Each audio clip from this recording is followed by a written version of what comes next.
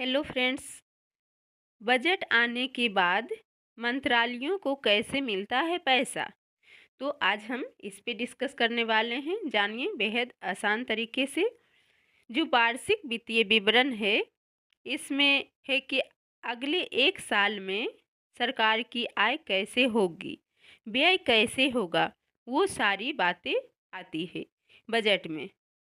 तो लेकिन ऐसे ही कोई व्यय तय नहीं हो जाता।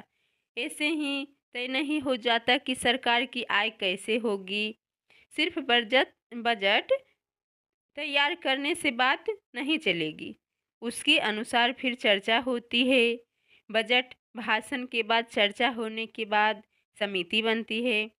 समिति बनने के बाद फिर उस पर अनुदान, मतलब कि जो भी मंत्रालय के खर्चे होंगे साल भर में, उन खर्चों के लिए जो बजट में बातें बताई गई है कि कितना कितना अमाउंट चाहिए, उस पर अस्थाई समिति जांच करेगी और उस जांच के आधार पर फिर ये तय होगा कि ये रिपोर्ट के आधार पर फिर चर्चा होगी संसद में, और फिर उसके बाद वोटिंग होगी और वोटिंग के बाद तय होगा कि ये अनुदान जो मांगा गया था, जो संचित निधि होती है, गौर कीजिएगा, संचित निधि भारत सरकार की अब उस मंत्रालय को दे दिया जाएगा।